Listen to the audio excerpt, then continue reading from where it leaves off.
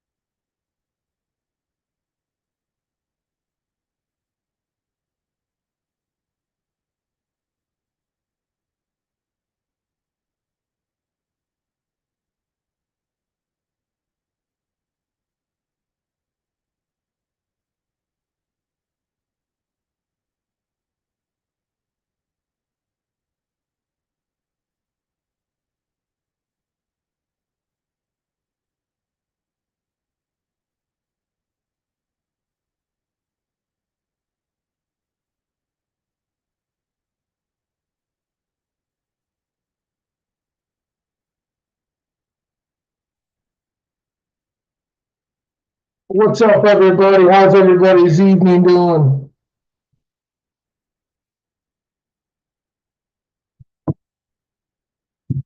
How's everybody doing? Oh, How I'm you doing doing all tonight, right. David?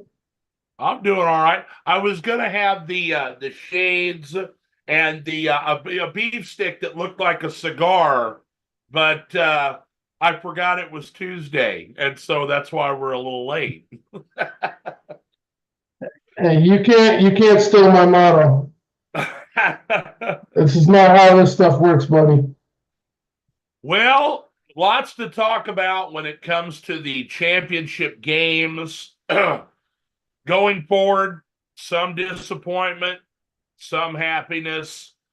And so before we get to that, let's just discuss kind of big news from your neck of the woods. Ben Johnson, the offensive coordinator, has decided that he's not going to pursue a head coaching job this offseason, and he'll remain with the Detroit Lions as the offensive coordinator. And so in league circles, this opens the door back up for either Dan Quinn or Mike Vrabel in Seattle, and possibly Bill Belichick, if he's willing to, curb his ego a little bit. I know he wanted that Atlanta job, but he wanted too much power there. If he just wants to coach, I think he could be the coach of the Washington Commanders this next year. But that's where we're at right now. Those are the last two coach openings available. Just for recap, Jim Harbaugh took the job for the Los Angeles Chargers of San Diego.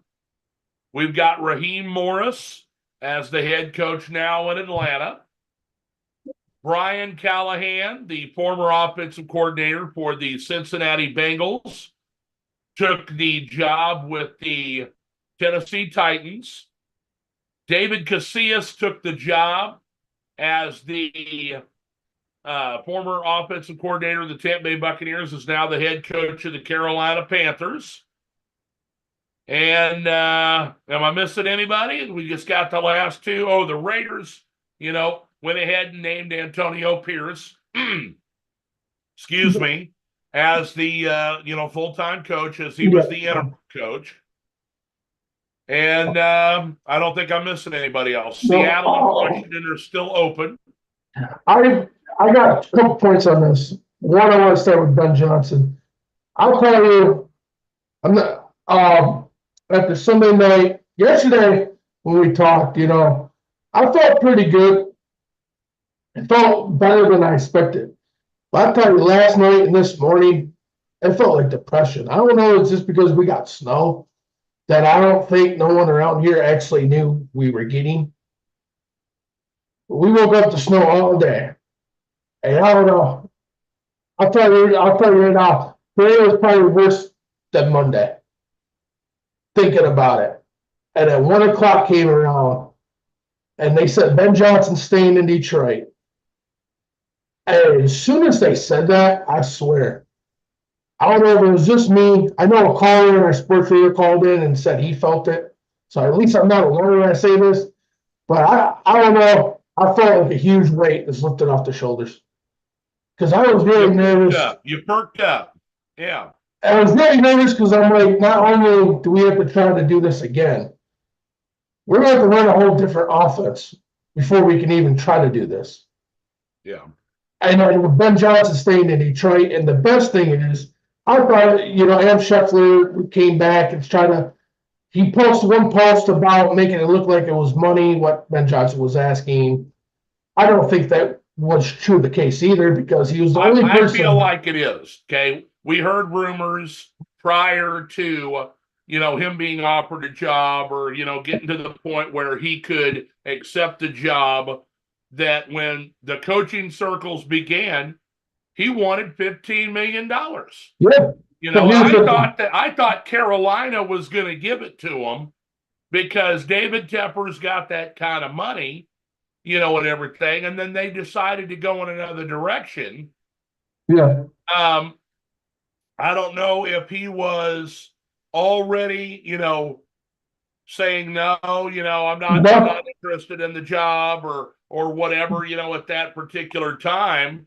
But Well, this is why. the two franchises that remain have that kind of money. They can still make that kind of money Yeah. and pay him. I know he'd be a first-time head coach, and everything, but I'm under the impression that, and you can hear it from two different sides.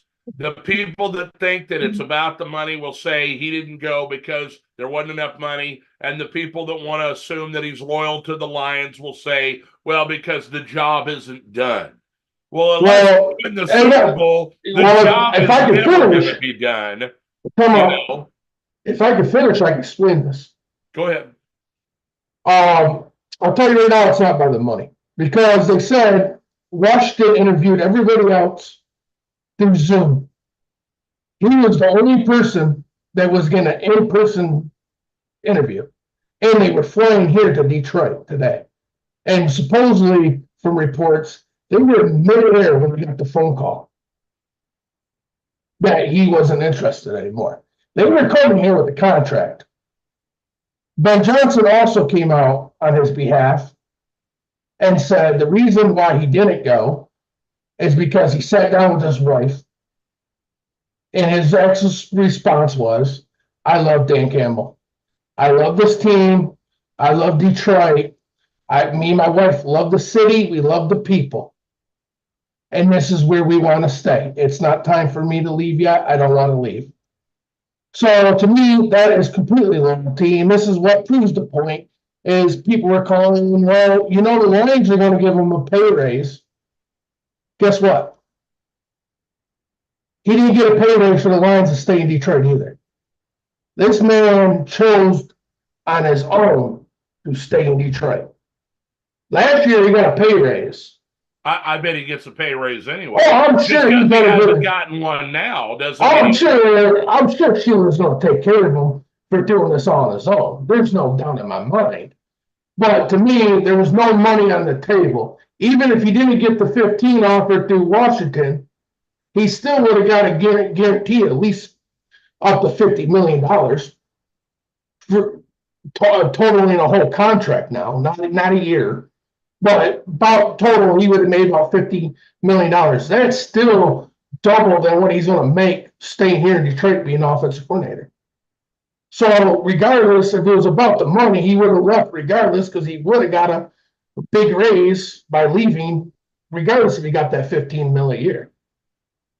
Even if he got $10 million a year, that's still $50 million that he's not making here. Yeah. So I was really excited about. I'm really excited now about next year. Don't get me wrong, we don't take away what happened Sunday away, but gives you belief, gives you some ease that we don't have to go replace coaches. Yeah, of course, I don't know what Aaron Glenn's going to do. If he's going to remain there, I don't think the defense was good enough for him to get a head coaching job, to be honest. I don't think so either.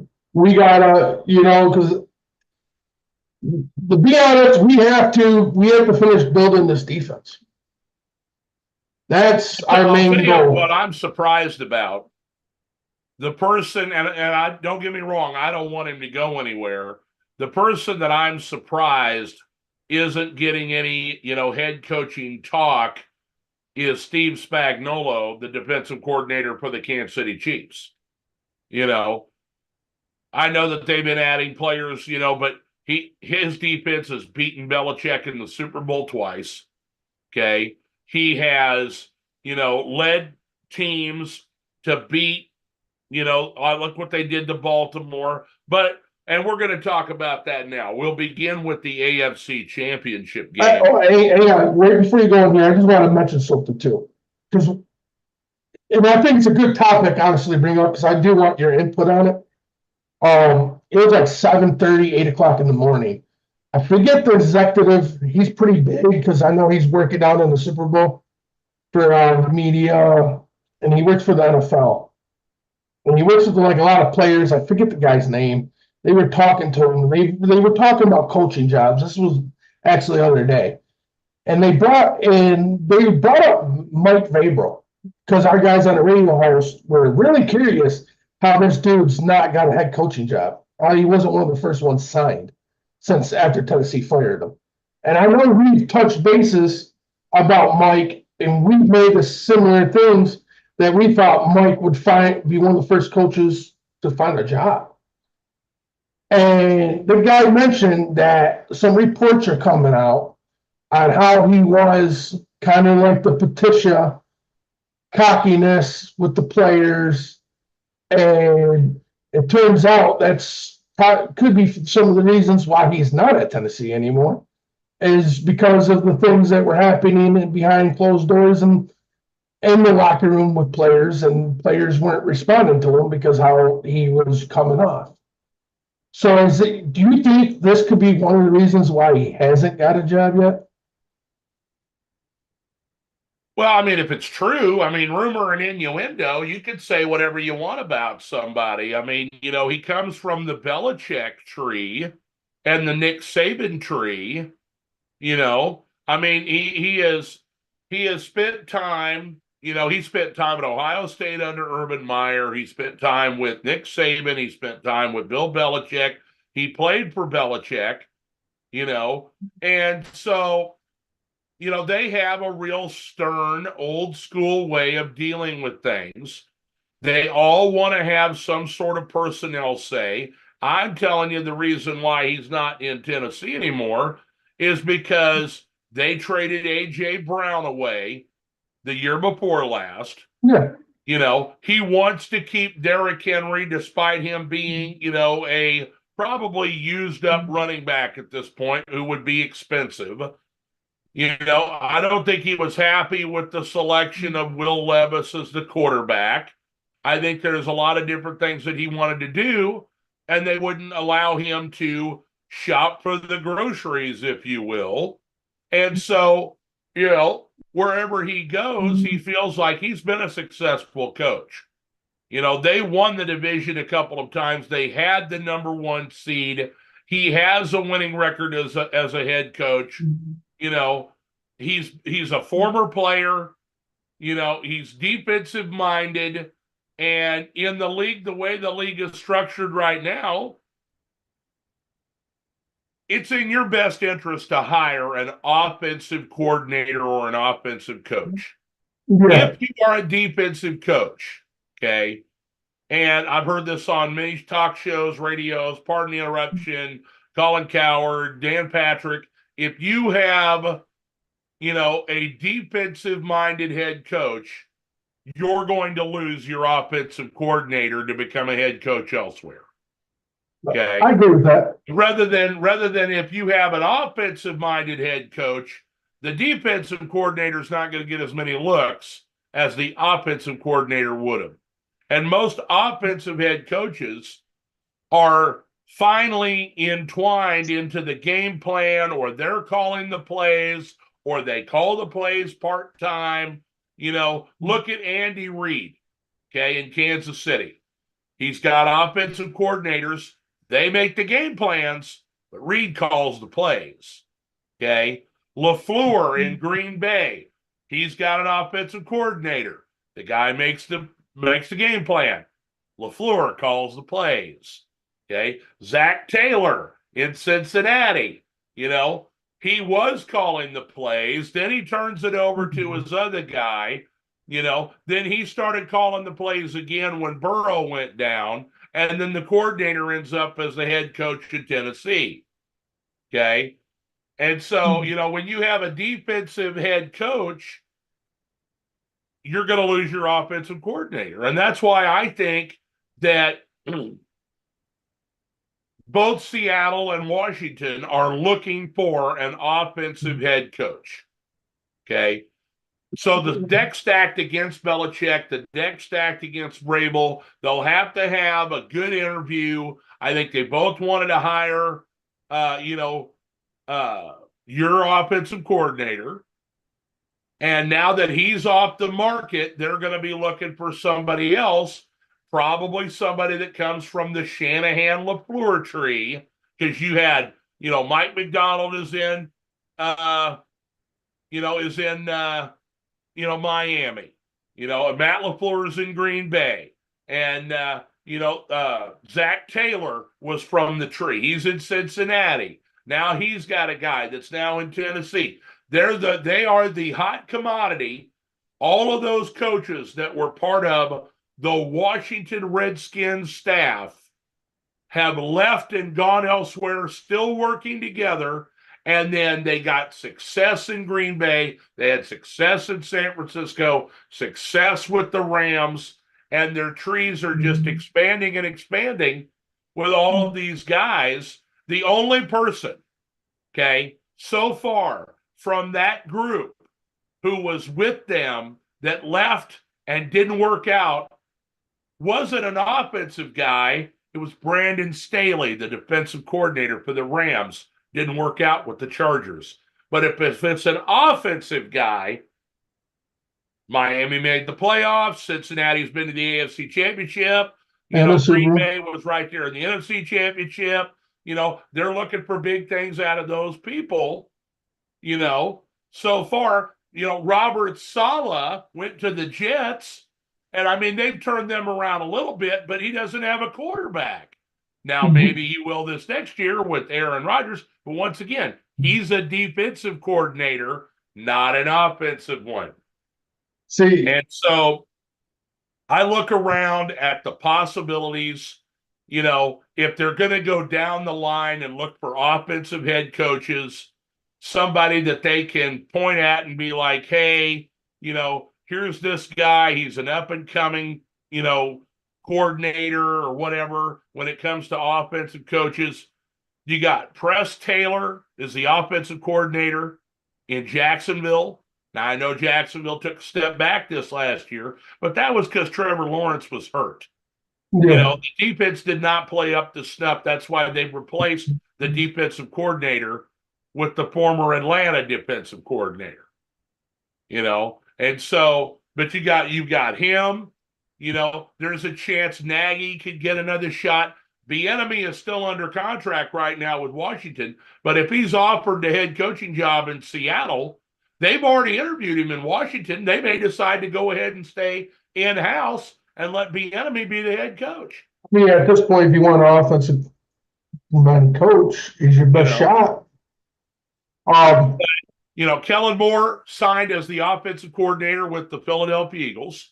They brought in Vic Fangio to be the defensive coordinator there with the Eagles. The former defensive coordinator, I think from, I want to say it's from Chicago, is now the defensive line coach for Philadelphia. So they're stacking their, assistant coaches up to deal with the great talent that they have in Philadelphia.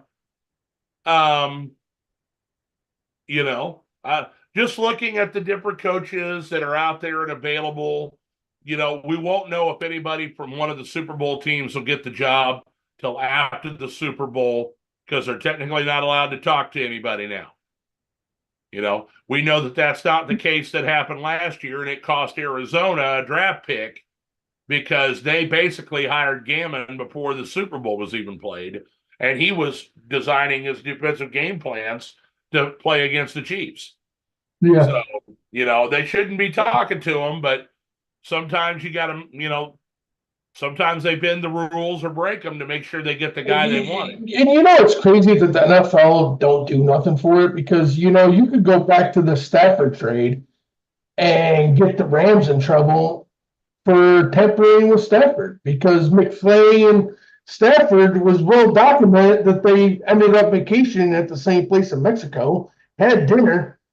He comes back to Detroit, asks for a trade, goes to the Rams. Like, you told me you had dinner with this guy in Mexico and had drinks, and it didn't come across like, hey, I'm going to put a trade in for you. Why do you think that the Detroit Lions got an extra first-round draft pick?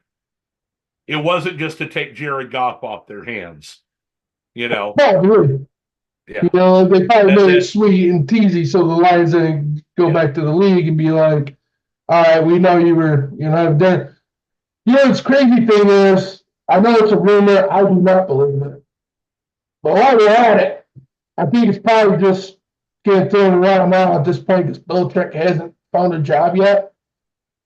But seen a rumor that depending on Andy Reid retires, that Belichick could possibly take over in KC. No fucking chance. I No don't think so. chance.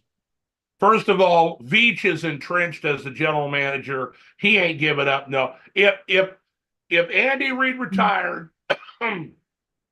after the Super Bowl, Eric Bieniemy will be the new head coach of the Kansas City Chiefs if he isn't already with Washington. You think so? That is, I guarantee you, that is exactly what would happen. Okay. What if They're happy with the power structure that they have there. The coaches all know each other. They all respect each other. Patrick would, of course, have a say in bringing him back, and then it would be, Eric Bieniemy calling the plays, and Matt Nagy would still be helping to design the game plans and everything, but you keep your defensive staff intact. You keep your special team staff intact. And they're running the same system. You don't have to change nothing. Who's calling the plays right now? Andy Reid. Okay.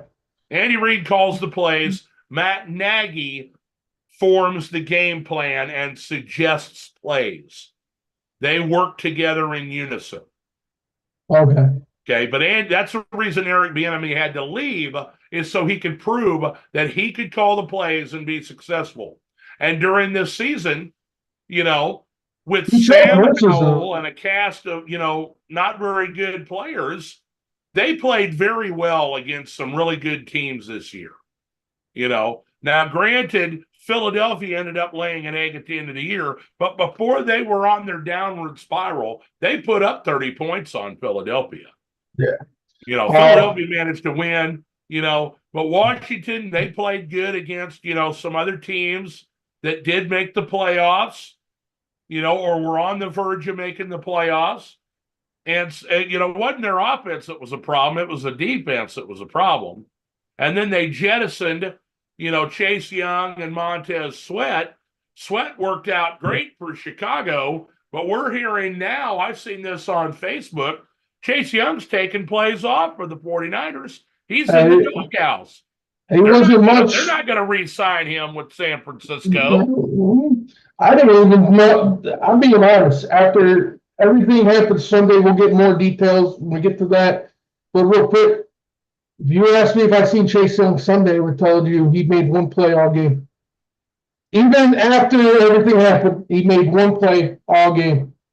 Yeah. One good play that you actually knew he made. Well, let's talk about the first game that occurred on Sunday, and that's the Kansas City Chiefs, an underdog again on the road going to Baltimore.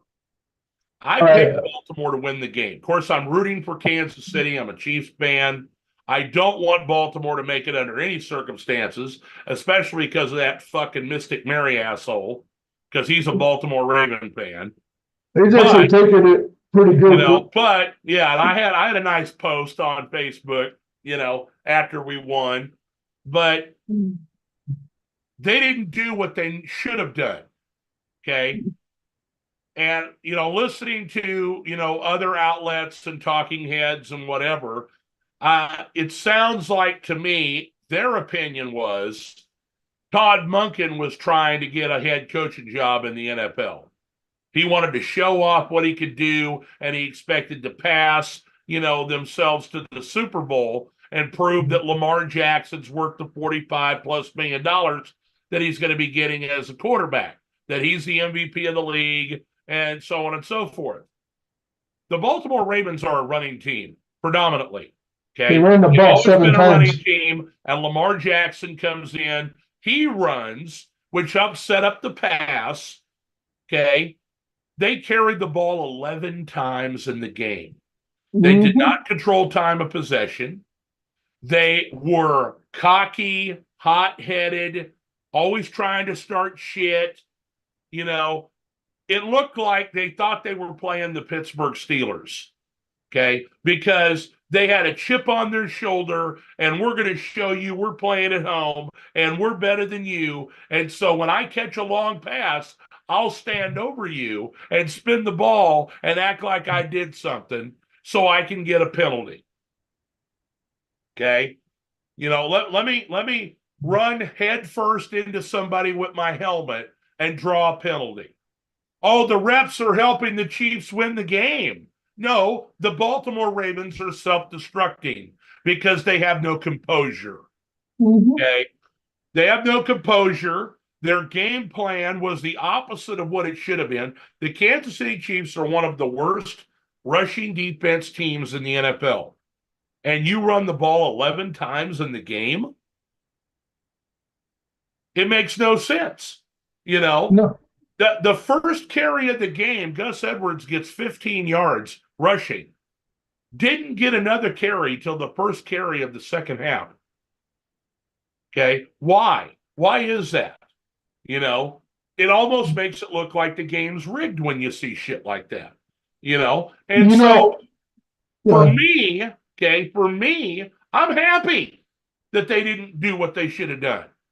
But Kansas City, they're going to have their hands full in the Super Bowl because Kyle Shanahan remembers that he didn't run the football when he was the offensive coordinator in Atlanta, remembers he didn't run the football against the Kansas City Chiefs and take time off the clock when they were playing them in the last Super Bowl they met each other. And he's got Christian McCaffrey this time. Okay. Mm-hmm. If they veer away from running the football, Kansas City wins the game. Hands down. Okay? It depends. The pass defense, is too good. You got a Pro Bowler and an All-Pro corner, in McDuffie and Snead. You got, All-Pro defensive tackle in Chris Jones. George Karlaftis is really coming into his own.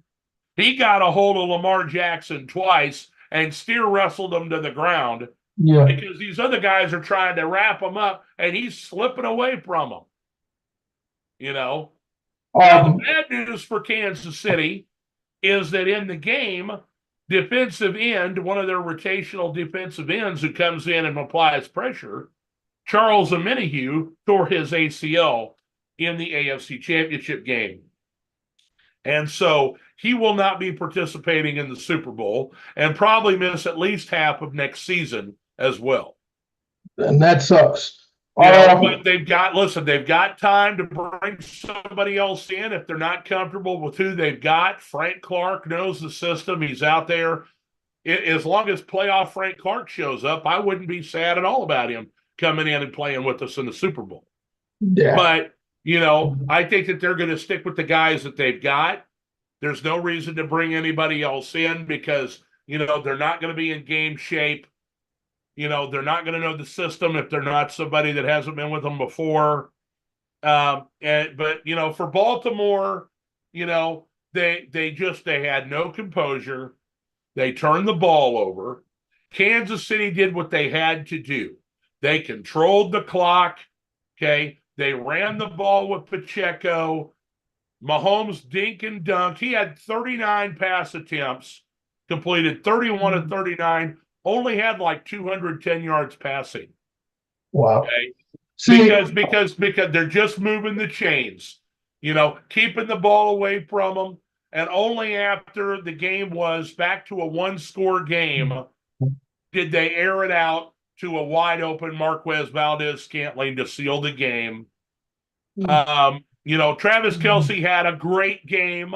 I think this proves that he has not lost a step. They did not double cover him. They're using a lot of zone defense there. They were scared to use man-to-man, afraid that one of the receivers was going to get away and get deep on them.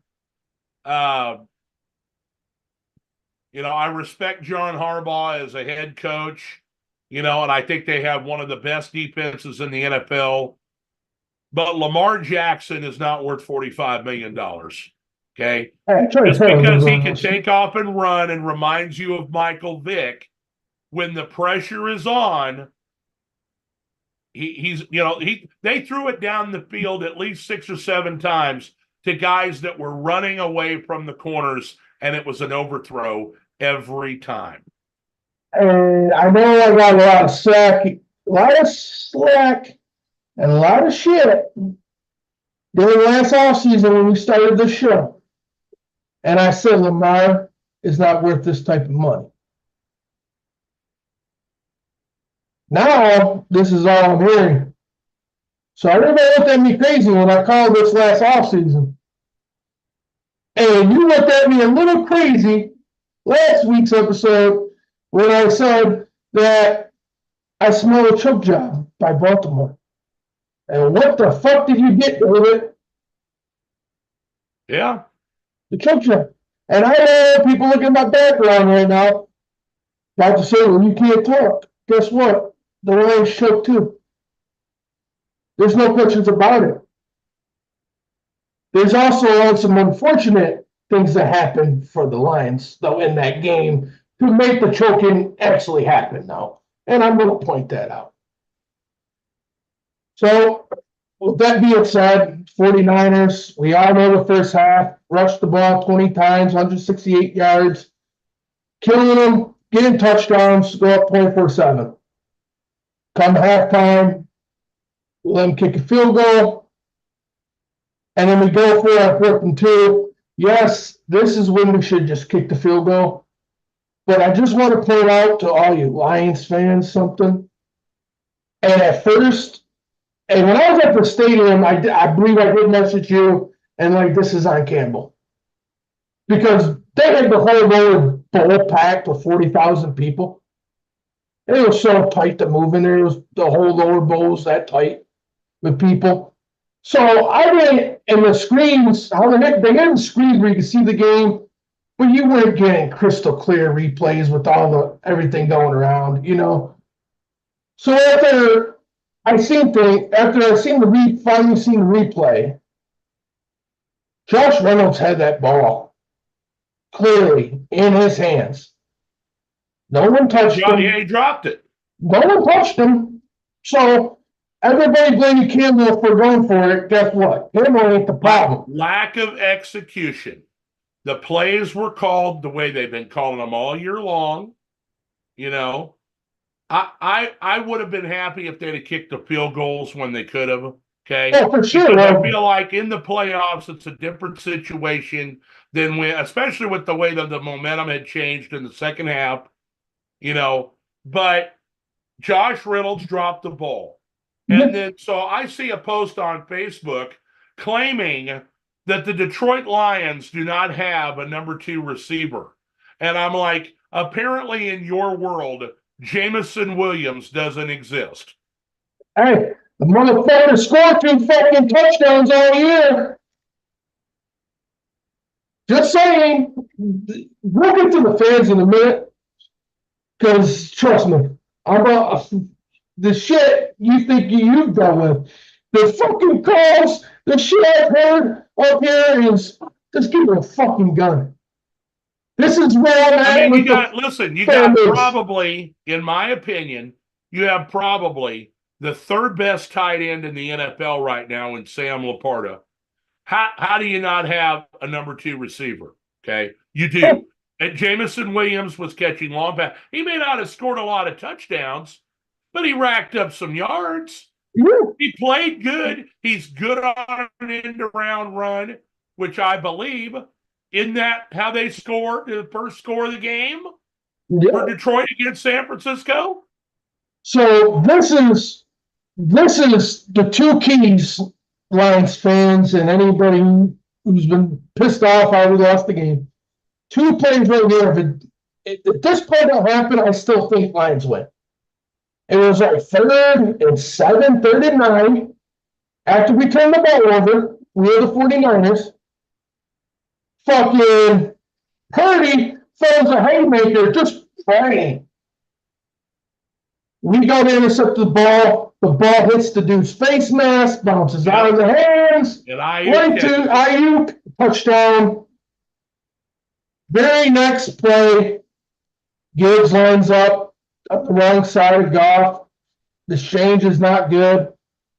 Gets in the middle of the pile, fumbles the ball. boom, they tied the game. Them two plays right there is what killed everything for the Lions. One shouldn't happen. Let's just be honest. The chances are, it's like, who was it that caught his own pass? Lamar, I think Lamar in your game caught his own pass and ran for like 6 yards. It got deflected, he caught it, and he ran like 6 yards on the field. It didn't turn into a spectacular play because I think he stopped and made him put the ball anyway. And on that part, but freaky plays do happen. Just what are the chances of it starting to roll? Now, where I was kind of upset at Campbell, but after I seen the statistics, I understand why we went for it now. This made a lot more sense to me. The kicker is not good from beyond 40. Yeah. He has a hard time, and knowing that in hindsight, because we don't know the statistics like I'm sure he does. Yeah, I didn't know this. I'm in Fort Field. The whole city's fucking on their knees at this point. Well, you know what I mean? I don't know the statistics at that point. I just don't think he was going for it. But then, when I seen the statistics of it, I was like, this dude's 9 for 20 at 48. We're 75 fucking percent at 4 and 3 on a 4th down conversion. Fuck yeah, I'm going for it. I'm taking 75% over 45% and 9 total field goals in your career at 48 field goals.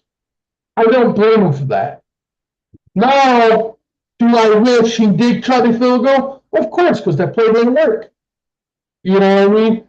But all in all, this is what I will say. The end of my talk. Congrats on the 49ers.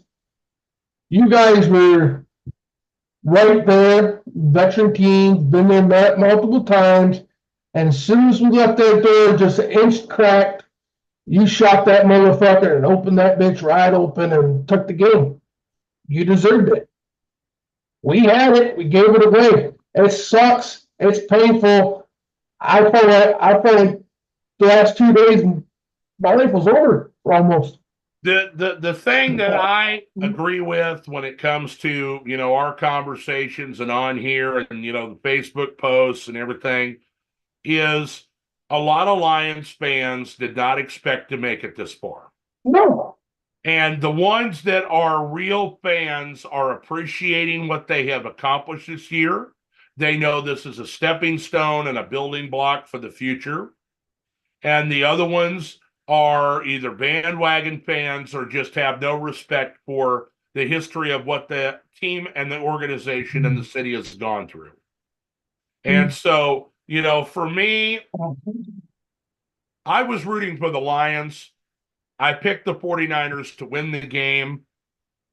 But what makes it so hard on everyone is that while you didn't expect to win this game, your feelings, your emotions, your expectations changed when you were up 24-7. For sure. When you had the lead 24-7, you're like, my God, we're going to do it. And it's Atlanta Falcons syndrome, because it goes back to what happened to them. You think you've got it in the bag. Detroit stopped running the football and got pass happy. Well, see, I got to stop that because I really kind of thought that too until the sports radio was breaking it down yesterday. The Lions only had like 3 possessions in that second half. There was a moment where San Francisco held the ball for 13 minutes to the Lions 3 minutes. So as much as I wanted to actually put the blame, they were running the football. They never got away from what they were. Exactly. And it helped with the turnover, helped them. Going for it on 4th down when they could have just kicked the field goal, that helped San Francisco. For sure. And then, once the momentum swung, the unfortunate thing is that a lot of these guys have gone through the doldrums of being a Detroit Lion.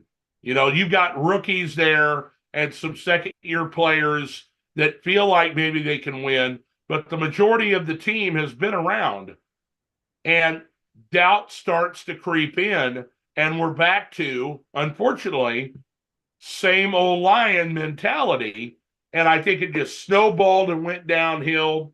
I think they started to recover when they got the touchdown drive at the end, but they had to use the timeout because they ran the football, and they didn't have enough timeouts, so they had the onside kick, and they just ran out of time. You see, that's something else I have to disagree, and I disagree with I don't give a fuck if you're a Lions fan or any fucking fan. But this keeps saying same old Lions, that shit's been dead. That shit died the night we won the playoff game, won the listen, you can say that all you want, okay? But in my opinion, and it's just my opinion, okay, in bad things start to happen to somebody that's had bad things happen to them for years and years and years, you don't forget that. I'm not saying we passed it up. We've beaten that already. We won a playoff game. We won a division. You know what? It doesn't matter how good you are, okay? If you've been beaten over the head with a skillet and you see somebody coming with a skillet, oh no, they won't hit me with that because I've got a helmet on now, and they hit you anyway. You're still worried about, are they coming? Are they coming for you? Oh shit. Yeah. It's snowballed, buddy. You can say that. I'm not saying you're wrong, but it's snowball. You want to believe that it's not going to creep back into somebody's mind. But things like that do. It's going to take more time. You got to come out of the gate again next year and beat people up. But it's going to be more difficult next year. Because you're not going to sneak up on anybody. Everybody's going to want a piece of you, just like Dan Campbell said. You're a division champion, and you and I have talked about it. Your division's not going to be a cakewalk next year. It has improved. We don't know what Minnesota's going to do because it's all based on the quarterback and re-signing Justin Jefferson, and if they can find themselves a running back that's going to be there all year. We don't know what Chicago's going to do. Are they going to take Caleb Williams and start over? Are they going to stick with Justin Fields and build from there? And because you've got a first place schedule now, you'll be playing against all the first place teams. I'm still confident. We still go. So you're going to see San Francisco.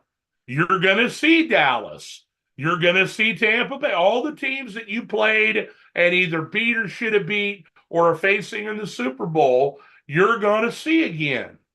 And I'm ready for it. We're ready for it. We know it's coming. But it's going to be a whole different team next year because people are going to want to get paid and they're going to leave. Players, and there's no guarantee that they're all going to be good or not. Here's the best part. You know who's on our free agent list? All players. There's only 2 to 3 big name players that need to be re-signed on free agents. Who are the 2 or 3? Jonah Jackson. And I just seen the list the other day. But the rest, Jonah Jackson, and then there's CJ Gardner-Johnson. And Mosley. The rest are players we can actually replace in free agency and probably upgrade.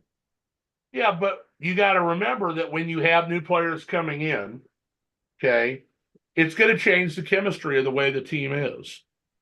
It's not going to be the same team. The team that they had this year was the team that they're going to have, this year. Next year will be different, and luckily you're going to keep your offensive coordinator. I will assume you're going to keep your defensive coordinator. Yeah. But you're going to see, there'll probably be 20 new faces on the team next year.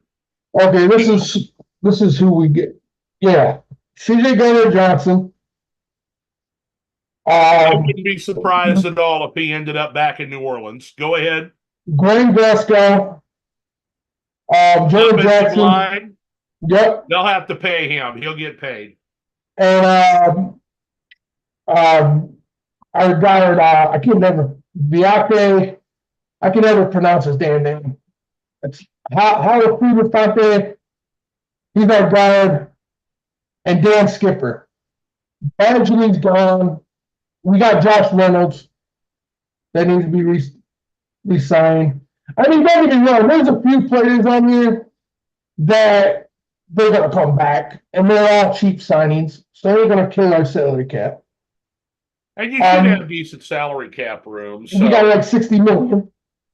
And the biggest contracts I see is probably Gardner Johnson if he comes back, Jonas Jackson, and Viante.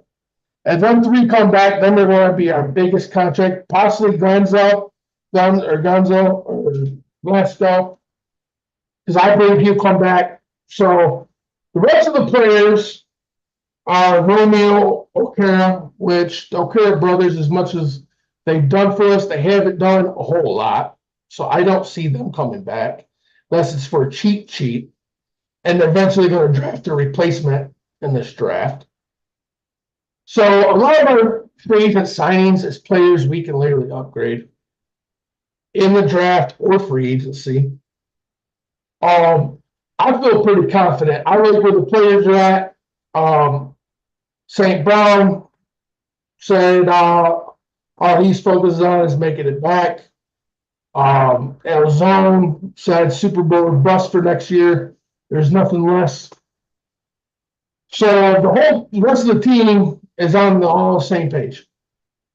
So they're basically saying right now for the Lions, Super Bowl bust next year for them. And that's not Campbell saying it, because you know what Campbell said. Them are the players taking what Campbell said to them and what they want to do and their expectations. They're setting for themselves. That's fine, and that's great expectations to have. But if they set themselves up with huge expectations and they don't fulfill some of them early in the season, they get a couple of early season losses, is the pressure going to overwhelm them into having a bad year? I don't think so. They need to take it one game at a time. The old cliche, we have goals. This is where we want to get. Every team has them at the beginning of the season. We have goals. This is where we want to be. This is the work we're going to have to put in to get there and take it from there. You can't say before the season even begins, Super Bowl or bust, because if you do that, you ain't fucking making it. You ain't, And so, I respect what they have done so far. I look forward to seeing them with continued success going into next year. It'll be fun to see, what free agents they may be able to sign, who they'll get in the draft, And I'm sorry that we didn't get our week 1 rematch in the Super Bowl between the Chiefs and the Lions. I really wanted to see that, I think we all do. But well, yeah. I mean, obviously you did. I mean, hell, you're a Lions fan. You wanted to see the Lions in the Super Bowl. I mean, don't get me wrong, but this is the point I want to make because this is what I got to say about the fans. And I'm in almost every line. I think I'm in every Lions group there is known to Facebook. And I don't talk much of them because there's a lot of my fan base. Dave's always looked at me crazy when I've called my fan base out multiple times throughout this whole year. Yeah. There's reasons why I do it. Because we have a lot of fake. The ones running around saying SOL, fake. These are people that only watch the Lions when they're good. When we're bad, they weren't active in groups. They weren't talking on Facebook. They weren't nowhere to fucking be found. Because you know how, and I know this from first-hand basis, because I have fake Lions fans in my family, through friends through the fucking years. And every time they try to talk Lions football to me, I make it clear, I don't give a fuck what you gotta say. You're fake. You're a fake ass fan. You don't follow us because we have a shit year. You talk shit. You talk shit about anybody who watches the team on a Sunday. You know how much time I've been told by people in Michigan I waste my Sundays, I waste my life away because I'd rather watch football. And I used to be on a bye week and I still watch football. Like, that's the shit I've lived with my whole life. And to me, SFL died when we did what we did this year. Granted, how many young teams have we seen bottle up a championship game? Many of them. None of the play, there's not one, even our veterans players on our team have never even been to this point in their whole career. Let that sink in. Not one person was on that team experienced a high to a low that quick and that big of a game that it was. I'm not making excuses because it should have never happened. But guess what? It's football. Shit happens. You know what? It's hard to, you know what I mean? Look at the Chiefs. Let's be real with the Chiefs. Before they started winning the Super Bowls, they were a good team a few years before Patrick Mahomes came there. They went to the championship game and lost.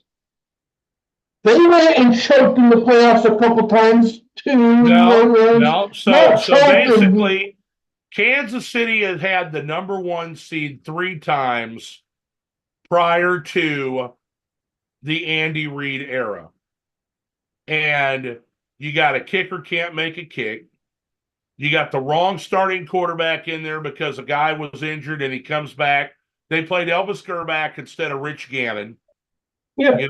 Lynn Elliott couldn't kick a field goal against the Colts in muddy conditions, had an opportunity to tie the game so many times, ended up losing the game against the Colts in muddy conditions at Arrowhead. They just they couldn't win. It's like they were cursed, and just couldn't get over the hump. And we had good coaching. I love Marty Schottenheimer. We had good players. Our best opportunity to make it to the Super Bowl was with Joe Montana, Marcus Allen. We had Derek Thomas and Neil Smith on defense. James Hasty, Dale Carter, and they played against the Buffalo Bills in Buffalo, and we were holding our own. They knocked Joe Montana out of the game, and that was all she wrote. No, I know that. I wasn't meaning now in history. I was just meaning the couple years before you got Mahomes. Because you guys were pretty good with Alex. We never had the number 1 seed. No, you may not be number 1 seed. And we made the playoffs. But now we had a bye. We had a bye. Yeah. And lose in the first round. Yeah, we had a big lead against the Colts with Andrew Luck and pissed it away, on the road in Indianapolis. And that's exactly that's what I'm getting at. That's what I'm trying to point out. You had a couple good years. Didn't Alex Smith take you to the AFC Championship game and lose? Pretty sure he did. No, Alex Smith never played in the championship game. Okay. No, it was the second round, I think. It was the first year that Mahomes was there. Yeah. He lost in overtime to the Patriots. Okay. Patrick Mahomes has never lost a playoff game in regulation, with the exception of the Super Bowl when he was hurt against Tampa Bay. Yeah. Because on his first home, he lost in the AFC Championship, right? To Brady? Was it his rookie year? Brady? I think Patrick Mahomes when he was rookie year. No, in Patrick Mahomes' rookie year, he played the final game of the season because they had already clinched what they could clinch. And I believe they had a first-round bye. They hosted the Tennessee Titans. They had a 20-3 lead at halftime and lost the game. Okay, yeah. So that's right. And then the next year, they traded Alex Smith to Washington, and Patrick Mahomes took over. And they had an unbelievable year. He threw 50 touchdowns, threw for 5,000 yards, and they made it to the AFC Championship game. Arrowhead hosted their first AFC Championship game, and they lost in overtime to Brady and the Patriots. Yeah. Because D Ford was offsides, or it'd have been a pick. It'd have been a pick for Tom Brady, and they could have run the clock out. Yeah, that's right. And then the next year they won, and then the next year they won again, but they lost in the Super Bowl. And then they didn't make it. They lost the AFC Championship game to Cincinnati in Arrowhead in overtime after a Patrick Mahomes interception. Yeah. Because it went off of Tyreek Hill's hands and was caught by the other team. And then last year they won the AFC Championship, and this year they won the AFC Championship on the road because it was the first time he had to go on the road in order to do it. And that's what I'm meaning. Is my point though, is even when you got Mahomes and you were a Super Bowl caliber team the first year with him as a starter. Right. You guys lost. Yeah. You know what I mean? So that's where I'm getting at. Is your guys' first year of having a true chance to win it. You guys lost, bounced back. Okay, I'm not saying the Lions are going to the Super Bowl next year. Right. I think if the players and coaches all come on the same page and the players are real serious about Super Bowl or bust. Yeah, you want to bounce back and try to do it as far as you did, and I think that you can. But just like every season, all the teams will be a little bit different. You got new coaches, you got new players coming in out of the college draft, free agents moving all around, and so we've already discussed how tough your division's going to be, and then your first place schedule is going to be. And so, they're going to have a rough time of it. Do I think they can get there? Absolutely. Okay. But like everybody keeps saying this year was so easy, and it's like not once. It was not easy. That's what I'm saying. On the road by Baltimore. You lost the first home game of the season to Seattle. Yeah. You got kind of robbed by the refs in Dallas. And we all did this with you've had a rough season. You got punked on Thanksgiving by Green Bay. Yeah. And mind you, and that's just the one thing I want to point out to the fans here is, mind you, we did this whole season with the plug and play defense pretty much for most of the year because of how much injuries we had in the first 4 or 5 weeks of the season on defensive players. I mean, we get a quarterback back and tearing his ACL, and we're thinking in like week 5, week 6, I think against the Seattle game, matter of fact, I think, and we're like, cool, we get Mosley back, things are going to be easier. Like the whole fan base was calm because he was coming back that week. 2 plays in the game, tears his ACL. We're back to fucking square one, and we still do this, and that's where I'm getting at is. To me, the fans you're seeing with the Lions talk shit on the team and everything right now, talk stupidly. I have fans that don't have an IQ in this sport at all. Because, I'll tell you what, we had a phone call Monday morning on the radio. Literally said, we need to tell Washington that Ben Johnson is going to be our new head coach. We need to fire Dan Campbell right fucking now. You got people saying the Lions better not extend Goff. We need to start Hendon Hooker next year because it's his fault. Goff threw 0 picks all playoffs, and you have fans running around here saying you don't deserve a contract or even to be the starter next year. He threw 0 picks in the playoffs, David. He did nothing in that game to cost us that game. The receivers dropped the balls. The running back fouled the ball. Yep. The defense quarterback didn't catch the ball and let it go off his face mask to the other receiver on it, even though that's not his fault. But hey, it's not Goff's fault. You're preaching to the choir. Fans get hysterical. Okay. Fans get hysterical. That's why they're called fanatics. Okay. And so, yeah, I understand where you're coming from. You got a lot of people that have no idea what they're saying. You got to make a change for change's sake because you didn't get as far as you thought you could have, and it's all because you had a lead. If you'd have never led in that game, good season. We did good. Let's reload and come back and get them next year. But you had the big lead, and it skewed everybody's mind into thinking, we're going to the Super Bowl. We're going to win it all. Oh, let's blame somebody. Let's blame Dan Campbell. We'll blame the quarterback. We'll blame the running back. We'll blame management. We'll blame, we should, oh, it's the ref's fault. If we would have won that game against Dallas, then we'd have been one step closer, to hosting this game. If we'd have had it in Detroit, we would have won. There's always an excuse, as far as, let's blame somebody instead of being thankful for what they accomplished this year. Exactly. I was grateful because I feel like, in my opinion, SAO was dead. I got everything I wanted and some. Of course, I wanted to win that game. And as much as I want to sit here and be angry and let my steam out, I'm never sitting here and trash a team when I see a young team like our oldest player I think on our team is fucking Decker. I think Decker is literally the only player drafted by Bob Quinn and Patricia, still on the whole damn team. He's our oldest dude that's been with us.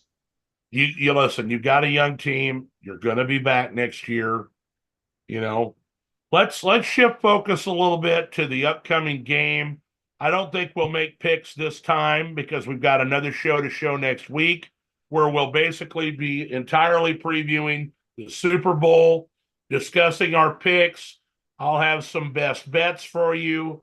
But, we've got a rematch of Super Bowl 54 and Super Bowl 58. And one of the funnest things here is the Kansas City Chiefs are going to play a playoff game in the Raiders Stadium before the Raiders do. Okay? And then you've got the two, we'll call it, like blood rivals. You got the Chiefs, and then you got the 49ers, two teams the Raiders and the Raiders fans absolutely despise. They're going to paint the end zones with their logos in your stadium, Las Vegas Raiders. Hey, I got to get you with this because I think it's hilarious. I know you just think it's hilarious and it's fine, but I was talking to Haramuda today in a voice chat, and he brought that up. He said, can you imagine what the Raiders are thinking? They go through two rivals painting their shit. And he was like, I wonder how they feel. They got to be a slap in the face. And my opinion is, even though you guys really think it's funny, this is where it's not really funny. Because you know how much money they're getting paid to host the Super Bowl? You know how much money Vegas is making because all your fans are going to spend not the Raiders. The Raiders ain't making nothing out of this. The teams make money for their stadium. Raiders don't own the stadium, do they? They don't own the stadium. No, never mind. They don't own the stadium. I thought they owned the stadium. Nevada owns the stadium. Okay, my bad. I apologize. Now it's funny.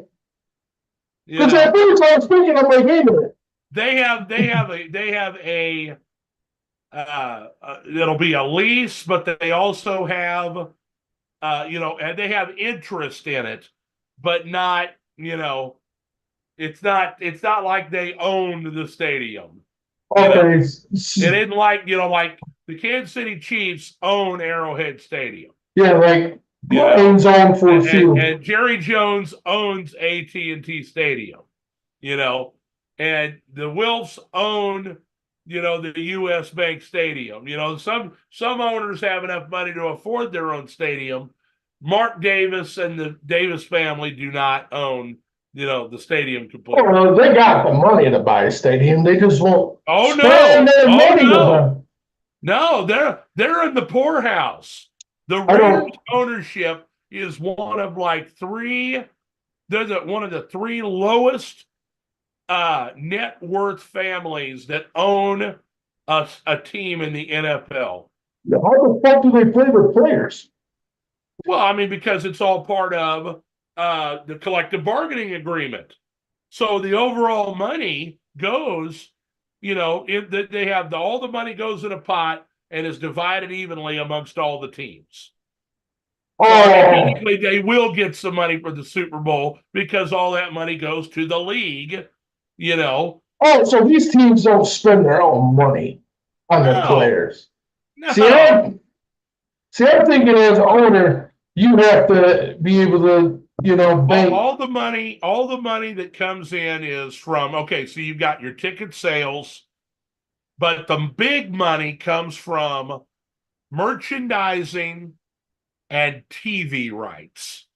Okay. Oh, for sure. So you've got, like, I don't know what it is. I think it's ESPN or ABC or the combination of the two are paying like $1 billion over the next 10 years to have Monday Night Football. So, they're getting $100 million right there. Okay. They get $100 million there. Then they've got CBS is paying, $2.5 billion to show, the NFL for the next, 6-7 years on there. Fox is given 2 point some odd billion dollars. Okay. And then you've got anybody else, you got NBC, and then Amazon's got their fucking foot in the door, all that TV money. Okay. And then all the ticket sales, and then all the sponsorships, and all the freaking, everything goes into a big pot. And then the rest of it's divided amongst all the teams. And whatever it is, that's how they determine the salary cap, because the players are entitled to like 55% of the overall net gross of the league. Okay, see, now that makes sense now.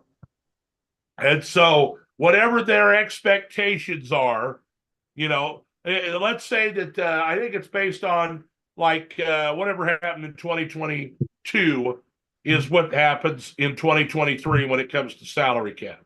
And the cap just keeps getting higher and higher because ticket prices are higher. The cost for television rights is higher. The sponsorships that are coming in.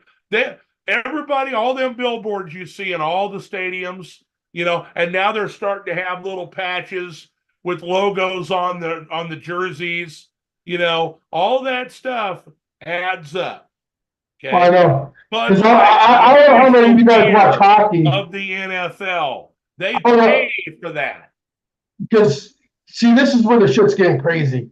And I hope they don't do it in football because it drives me crazy. They're already doing it in hockey. In hockey, the teams would have the little logo on their helmet for what team they played for, right? Now that's completely off their helmet. And teams are selling their helmet to advertise. Like the Red Wings advertises Stormmeyer. Hey, listen, we are fans, but the bottom line is there wouldn't be teams if it wasn't making money. Everything is about money. I understand that. Twisted. Okay? I see. To me, well, the reason that we have teams is for money. The reason that we are infused with to make you care. That's how I'll put it. Emotion to make you care. What do I want to call it? It's almost like state spirit, hometown spirit.